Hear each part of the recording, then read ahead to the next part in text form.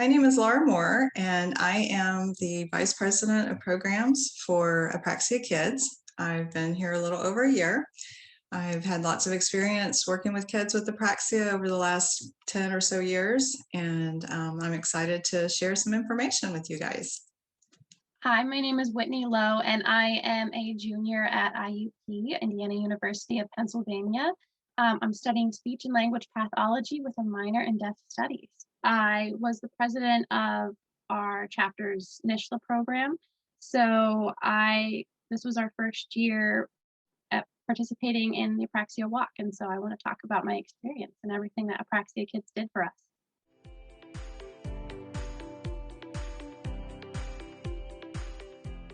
So that's a great question.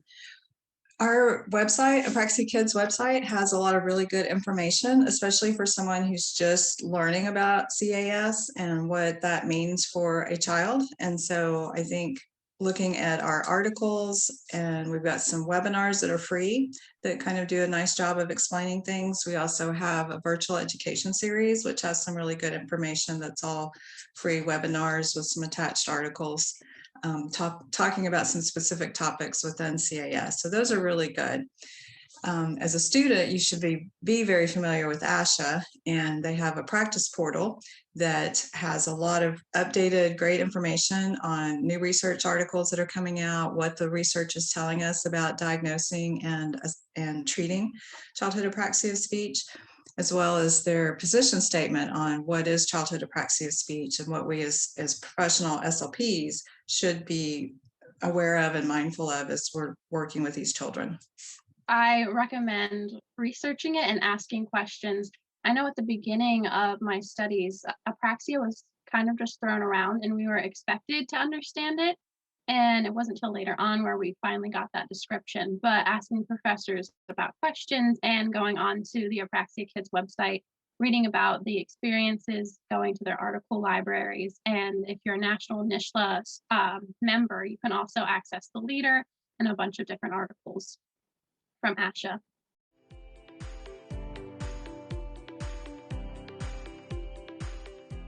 I think students should become involved in some organization because they can really follow a passion that they might have. And if it's helping children, then Apraxia Kids is a really good place to get involved in. And we have lots of information for our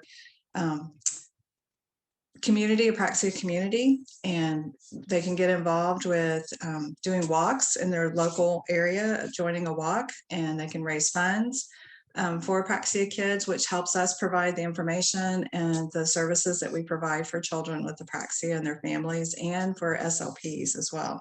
I think and would recommend being involved in Apraxia Kids because we are taught as students that one of our main goals is to start advocating for people's communication needs.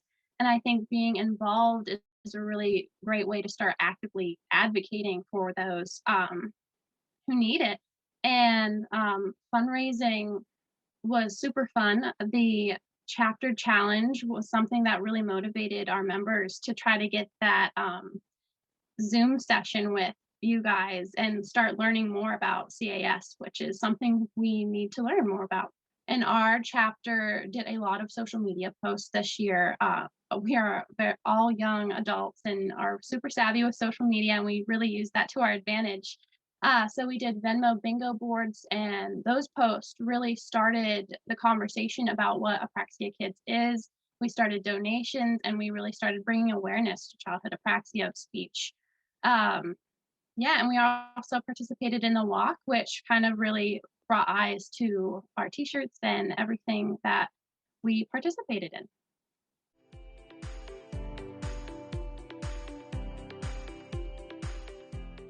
As far as our website goes, there's a lot of information that we have that are free. So we have articles that are written about a whole bunch of different topics around CAS and the implications of it. And we also have some free webinar and information on our webinar platform, as well as our virtual education series.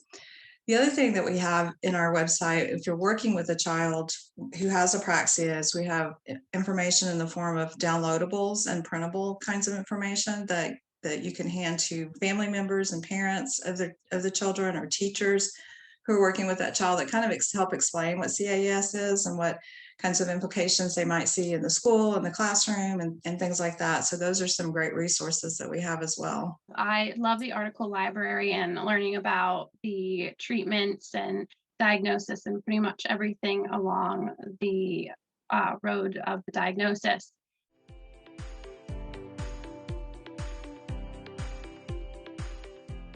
It was the first session that I ever got that really went in depth about childhood apraxia of speech.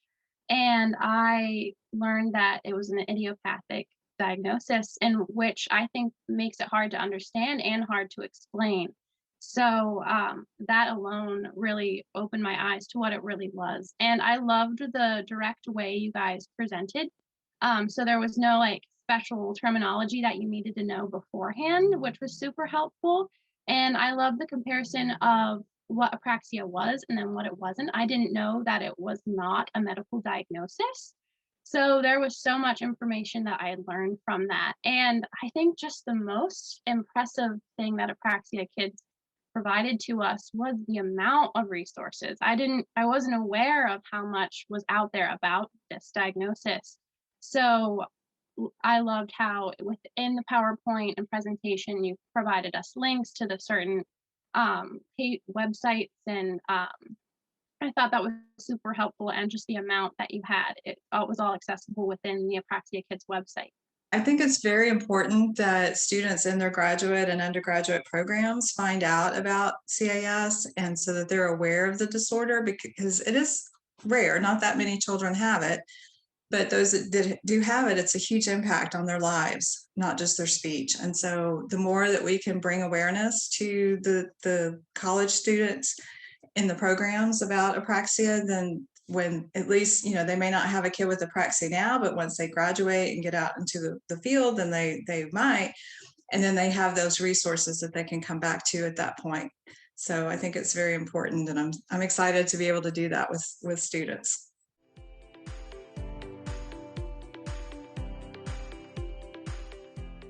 First time apraxia was mentioned in a class of mine, and it was the first class that I ever took in my speech major.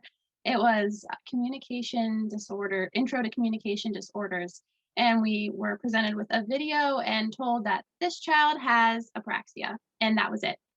And so we had saw the challenge that the child was having with communicating, but I had no idea what was actually going on and what the child was actually experiencing. So it wasn't until this last semester, my neuroscience of communication disorders, that I finally got to learn what apraxia really was. And it was after our Zoom session. So then I finally solidified everything. And yeah, and that was my experience. And I want to continue learning. The first time I heard about apraxia, I was in a conference, and it was a conference about how the brain works in speech and language with other things. And so just, like a little part of that lecture was about CAS, and I had never heard of it before. As an experienced clinician, I've been in the field for a long time, but I had not heard of CAS. And so I came back and started doing some research on it and looking into it, and was just fascinated by both the brain side of it and what was going on in the brain, plus just the challenge that it causes our children. And so I just started devouring everything I could find on childhood apraxia of speech. And I didn't have a child at that time that I thought that I was working with, that I thought had apraxia, but I just started learning all this information. And then a child walks through our clinic that I was working at the university, and I started I was helping with the evaluation, and it wasn't very long into the evaluation that I thought, this is apraxia. This is what it looks like. And so I was very excited. And so we immediately started doing treatment with the child, and he made some good progress. He was very severe. He had no words, no very little sounds that he would even try to make, because it was so hard for him to do it. And so, and he was just turning 3 when I first saw him. And so we started doing intensive speech therapy with him, lots of multisensory cueing, and he started saying words within that first like 6 weeks, he started trying to put sounds together and say some words that were not accurately produced, but at least he was trying, because he had stopped trying to talk because he was so frustrated with it. And he had like a sign vocabulary of 250 signs that he used to communicate. So he had a way to communicate, but he had stopped trying to talk, basically. So anyway, so we had a lot of work ahead of us. That little guy is now 12 and is doing really well in school, and just, you know, he still has some residual speech issues going on, but they're pretty mild, and he's 100% intelligible. He's very outgoing, and just, you know, a success story really in my mind. So he's still working on those last little challenges, but yeah, I won't ever forget that little boy.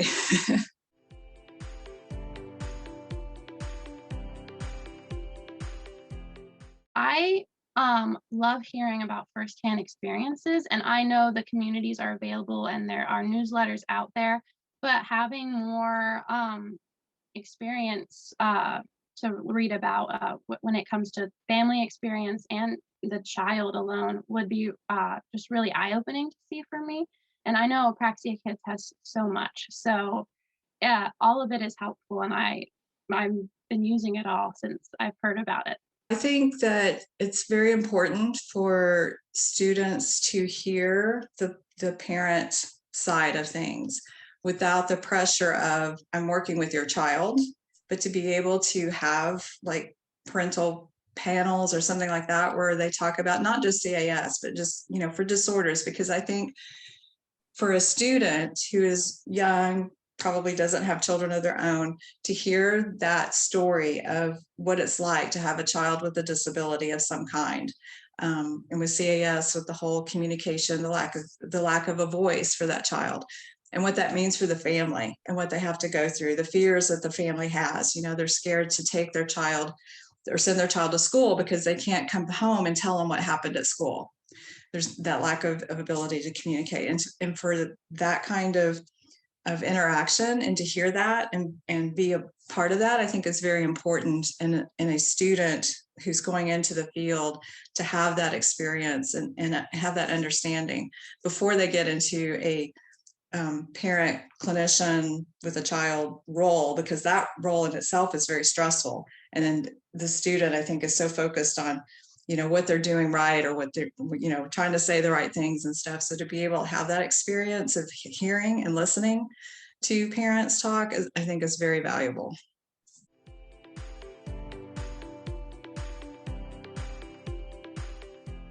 The only thing that I would tell students is, and Whitney has said this earlier, and I'm glad, but it's just to ask questions. When you come across any disorder that you're really interested in, the most important thing you could do is ask questions of your professors, of your other peers, but just try to find out all the information you can. And, you know, and the professor may not have an answer, but they could tell you, well, here's where you go to find more information, you know, like the Apraxia Kids website or something.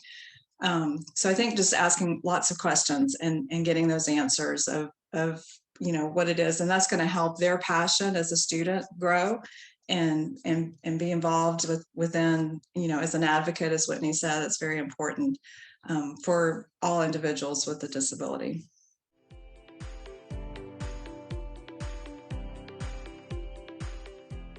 Our conference does have a student rate, so it's very reasonable if you consider all of the information that you got, because not only do you get to hear things live during the 3-day conference, but then you will continue to have access to all of the sessions for the next 3 weeks after the conference. And so we have, I think we counted up, like it's over 68 hours of lectures and talks and sessions that we have on all different kinds of topics around childhood apraxia speech. So, you know, things about the whole child development as far as their gross and fine motor skills and developmental coordination disorder.